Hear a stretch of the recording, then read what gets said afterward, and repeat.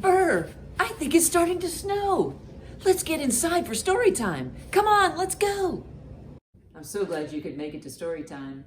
You know, since I'm a librarian, I always like to start with a book. Let's do our rhyme. Put your hands together like a book. See how this opens and closes like a book? Here we go. The more we read together, together, together, the more we read together, the happier we'll be.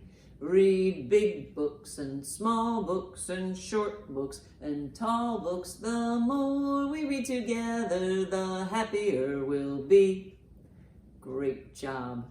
You know, that song always makes me so hungry. And you know, when it's cold outside, you just want a big old pot of chicken noodle soup. Wait a minute. Is that the kind of soup I usually eat? Grandma Lou, can you help me? It's the soup that has the noodles that are shaped like letters. That's the one that I always like.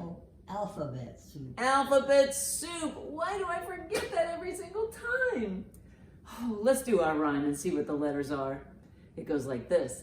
Alphabet soup, gee, it tastes well. Alphabet soup, what does it spell? Let's try that again. Alphabet soup, gee, it tastes well. Alphabet soup, what does it spell? Let's see what the letters spell today. All right, what's our first letter, Grandma Lou? S. S. Sounds like S. And the next one? N. N. Sounds like This one? O. O. Sounds like ah. And one more. W. W. Sounds like whoa. And if you put all that together, it spells snow. That's right. We're going to talk about snow. And in the first book that I'm going to read to you, it's going to give you a little information on how snow actually forms and what it looks like. Let's get started with it. The Story of Snow, The Science of Winter's Wonders by Mark Cassino with John Nelson.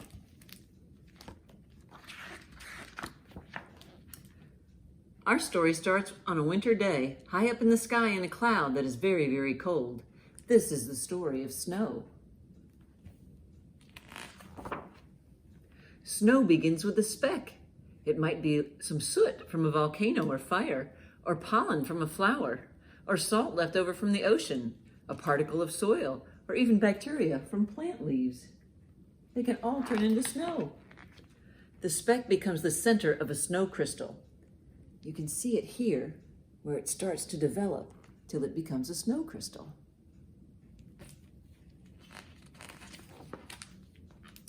A snow crystal forms as it falls from the sky.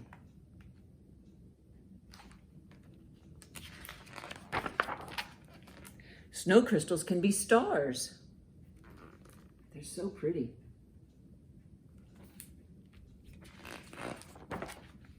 Snow crystals can be plates, just something that is flat without the arms that the stars have.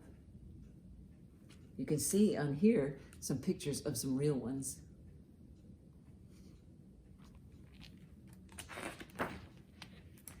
Some crystals can be columns. They're not flat like the other crystals.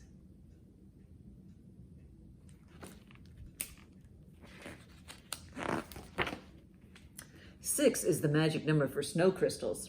You see, if we count the different arms that it has, 1, 2, 3, 4, 5, 6.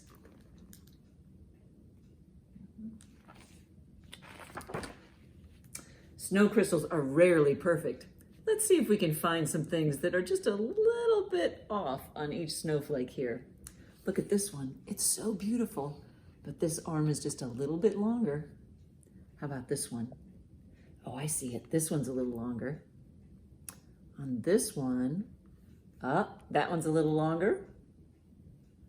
Looks like these 4 are about the same size, but these 2 got longer.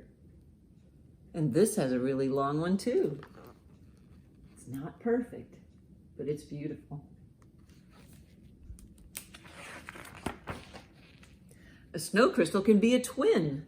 If we look here, this one has 12 arms to it because 2 of them are put together. That's pretty neat. A snow crystal can also have bumps.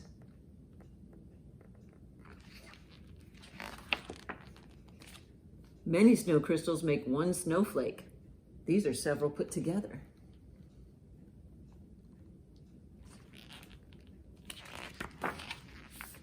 Once a snow crystal lands, it starts to wither away. It melts.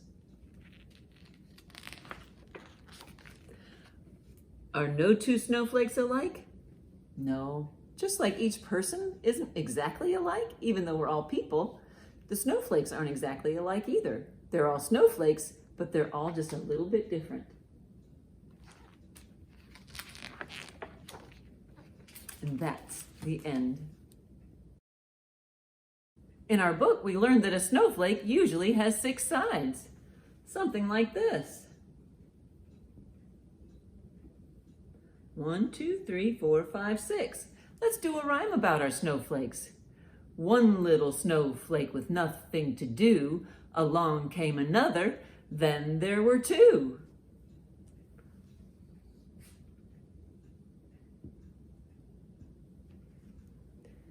Two little snowflakes laughing with me, along came another, then there were 3.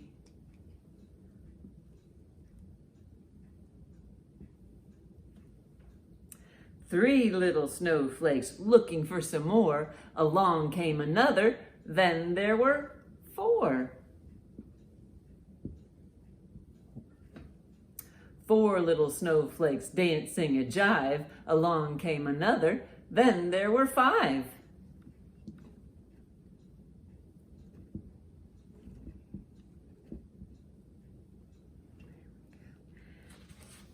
5 little snowflakes having so much fun. Out came the sun.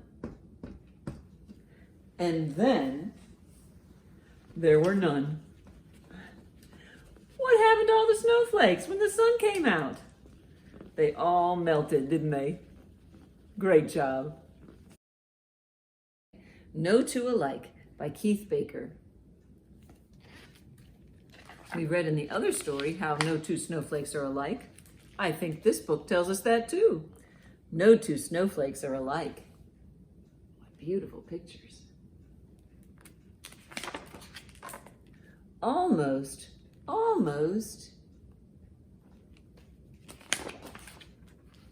but not quite. No two nests so soft and round. No two tracks upon the ground. See those tracks there? The footprints? And the little ski prints? No two branches, no two leaves. No two forests full of trees. No two fences long and low. No two roads, where do they go?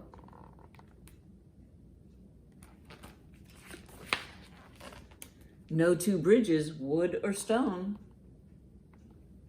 There's a wood one made out of a tree, and there's some stones. No two houses. Anyone home? They're the 2 houses, little bird houses. No two friends, large or small, no two alike. Among you all.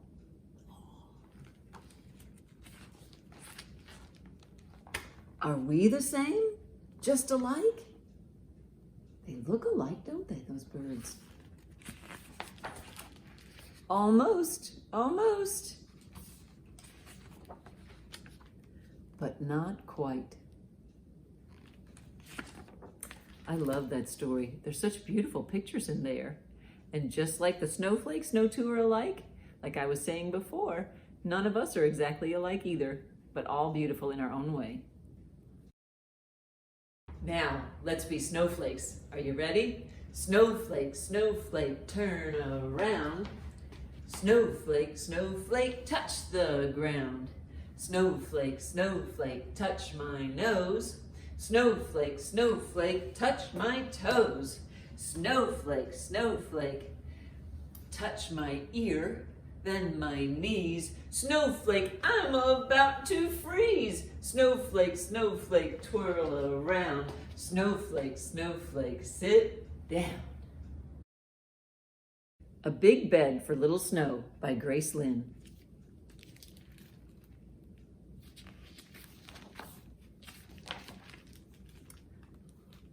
When winter began, Little Snow's mommy made a big new bed just for him.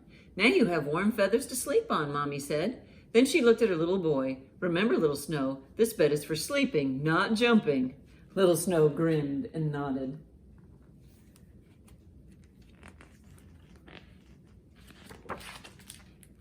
That night, tucked into his big bed, Little Snow closed his eyes as Mommy kissed him goodnight. He looks very sleepy.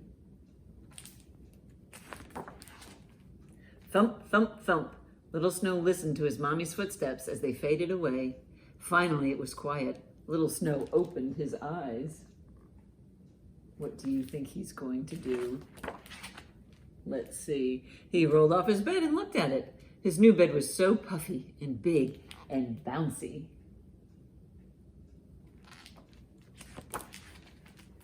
Little Snow grinned and then jumped, jumped, jumped. Tiny feathers squeezed out of his bed and fluttered down. Thump, thump, thump. Uh-oh, was Mommy coming? Little Snow flopped down on his bed. Little Snow, Mommy said, what are you doing?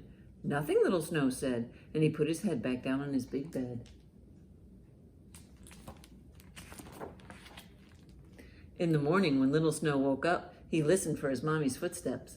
It was quiet. Little Snow grinned and jumped and jumped. More tiny feathers fluttered down. I don't know if you can see in there those little feathers there. What is that in the shape of? That looks like a cloud to me. Thump, thump, thump.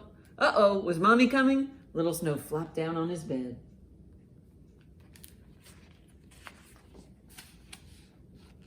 All winter, whenever Little Snow was near his big bed, he listened for Mommy's footsteps. If it was quiet, Little Snow grinned and then jumped. Sometimes Little Snow jumped small, soft jumps. Sometimes he jumped big, high jumps. He sent his dog flying there, little animal. Once Little Snow jumped so high and landed so hard he made a rip in his bed. What a lot of feathers fell that day.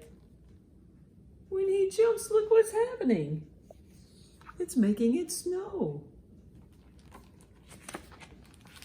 When winter was over, Mommy came to clean out the feathers from Little Snow's bed, but there were no feathers. Little Snow's bed was empty. Little Snow, Mommy said, did you jump all the feathers out of your bed again?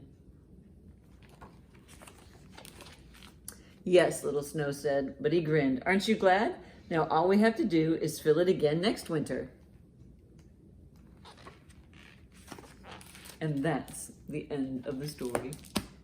He sure jumped and made it snow a lot, didn't he? Well, when it's snowing, we know that it's cold outside.